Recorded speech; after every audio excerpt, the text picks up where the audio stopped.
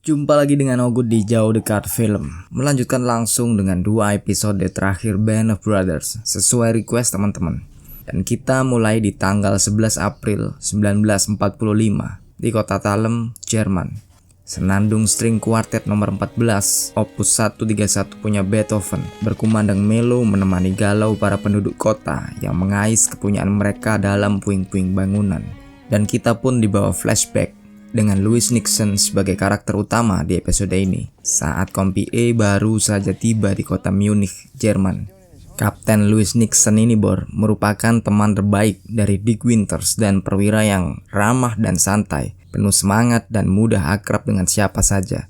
Namun siapa sangka karena ini pula yang membuat Doi disalahpahami oleh superiornya di Resimen 506.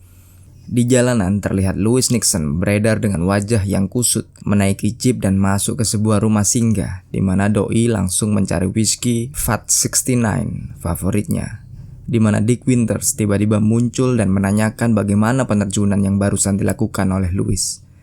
Sedangkan Louis hanya menjawab dengan kecut bagaimana Doi melakoni semua pertempuran ini tanpa menembakkan senjatanya sama sekali.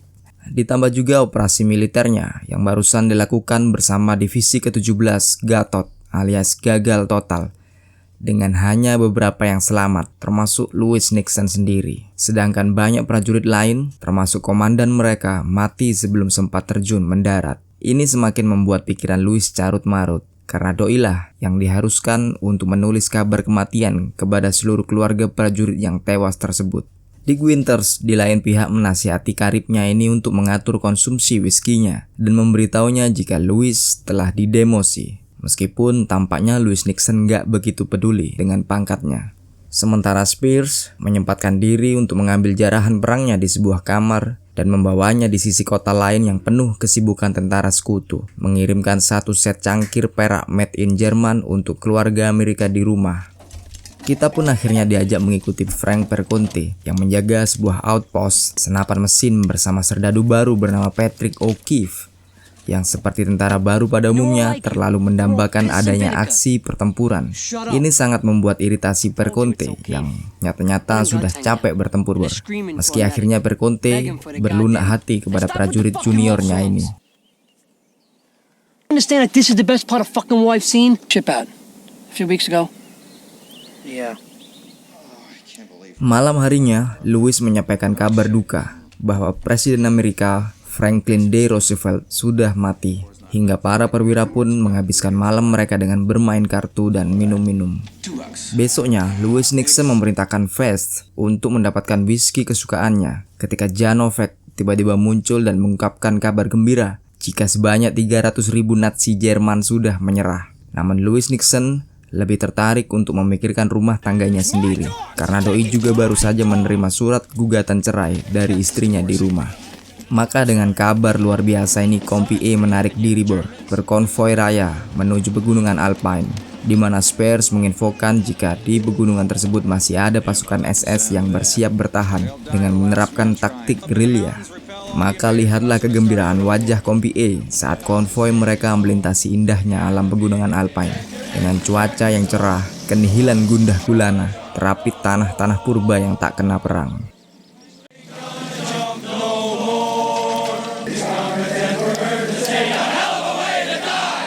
Hingga mereka akhirnya bertemu dengan barisan panjang Nazi Jerman yang sudah menyerah, berjalan gontai dengan muka-muka yang tunduk. Lalu sampailah Kompi E di sebuah kota bernama Landsberg. Dick Winters dengan cepat mengirim skuad patroli ke daerah berhutan.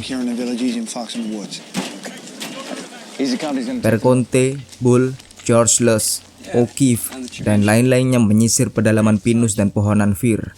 Keheningan total dihadapi oleh peleton yang bersiap atas segala sesuatu yang fatal. Namun yang mereka temukan malah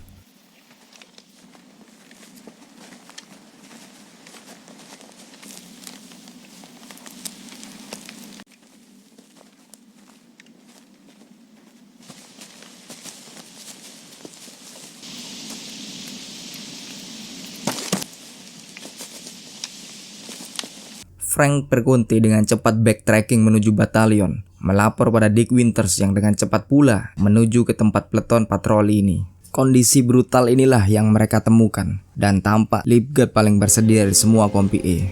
Maklum Bor, mereka saudara sekeyakinannya Lipgard.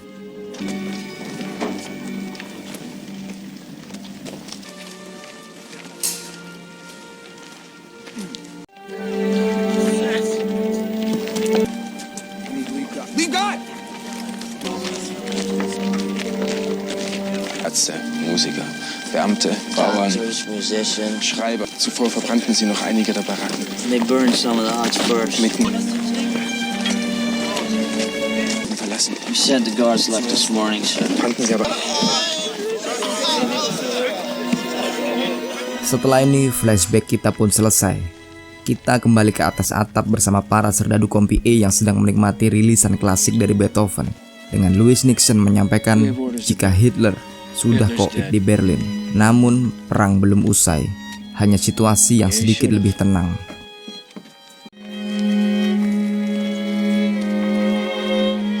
Di suatu pagi, dalam ketenangan, Dick Winters berada di tepi danau untuk berenang, hingga Louis Nixon datang dan memberinya paket kiriman foto para serdadu kompi E padanya. Louis menanyakan pada Dick Winters tentang kelanjutan hidupnya di masa depan setelah perang, dan terang-terangan mengajaknya bekerja sama dengannya di perusahaan milik keluarganya. Sedangkan Dick sebaliknya juga sudah dirayu oleh Kolonel Singh untuk melanjutkan karirnya di militer. Sementara itu kompi E berangkat lagi ke Bavaria di bulan Mei menuju ke Berchtesgaden dan merebut Eagle's Nest atau sarang elang, bangunan kebanggaan sekaligus simbol bagi Nazi Jerman. Mereka menuju ke sana karena masih ada pasukan SS yang bersembunyi dan berusaha mati-matian menghambat laju pasukan sekutu, termasuk melakukan blokir rute. Sampai akhirnya Kolonel Singh datang dan mempersilahkan Dick Winters untuk mengambil rute kaki menuju gunung. Kompi E berada paling depan menyusuri kota yang sudah tampak nggak berpenghuni ini. Hingga para perwira kita ini sampai di Berchtesgaden Hotel yang masih penuh dengan atribut partai Nazi.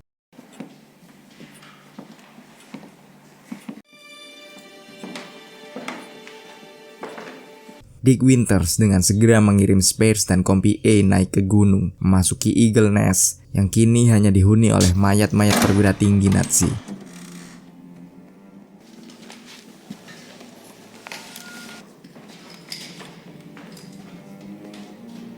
Sementara itu Louis Nixon bersama sobatnya Dick Winters menuju ke sebuah rumah milik Hermann Göring, salah satu petinggi dan tokoh militer terbesar Nazi Jerman. Di sini, Dick Winters menghadiahi Louis Nixon barang kesukaannya dan menyebutkan juga jika mereka telah menang total perang di Eropa ini. Akhirnya perjalanan sekali lagi berlanjut, memasuki Austria yang gak kalah cantik dari Berchtesgaden, negara yang disambut dengan sukacita oleh seluruh kompi E.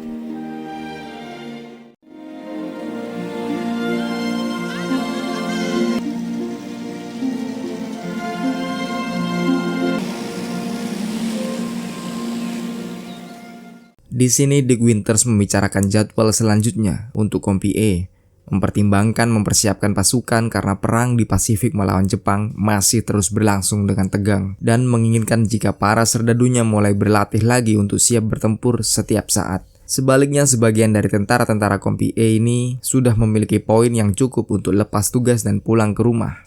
Di satu siang, Lipgard, Sisk, dan Webster mendatangi sebuah rumah yang ditengarai milik salah seorang perwira Nazi yang merupakan penjaga kamp konsentrasi. Yang menurut Lipgard, walau terasa seperti permasalahan personal, doi menerima perintah dari superiornya. Meski Webster nggak yakin, Lipgard melakukan interogasi sadis di dalam rumah hingga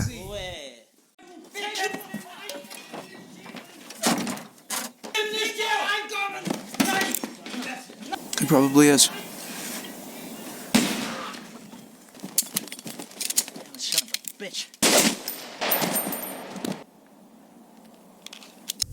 Setelah ini semua berakhir, Webster dalam perjalanan tugasnya menggantikan Janovek yang berjaga di sebuah perempatan bersama dengan seorang gendarmeri Jerman, mengatur lalu lintas dan sekaligus memeriksa kelengkapan setiap pelintas. Namun, siapa sangka ini merupakan tugas terakhir Janovek.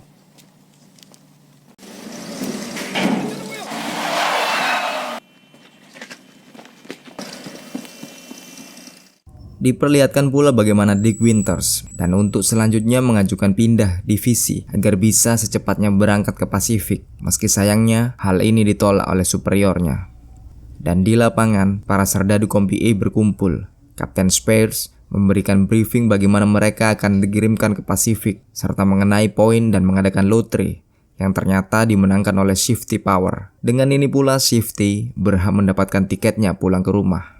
Sampai di malam hari, Grant dan 2 orang kawannya menjalankan tugas patroli hingga terhenti melihat ada insiden seorang serdadu sekutu yang mabuk berat dan menembak mati tentara Nazi di perang yang sudah tuntas ini. Namun, I try to explain. Maybe needing it. Hold on a second now, right? untungnya Grant yang tertembak di kepalanya ini dengan bantuan seorang dokter Jerman masih bisa diselamatkan. Namun sial bagi pelakunya, Kompi A beredar di tengah malam dan segera memburu penembak kepala Grant. Serdadu anyaran ini pun akhirnya bisa ditangkap. Spears setelah mengirim Grant ke rumah sakit pun ikutan bergabung dan sudah sangat ingin menembak mati tentara yang udah remuk mukanya ini. Replacement, our company.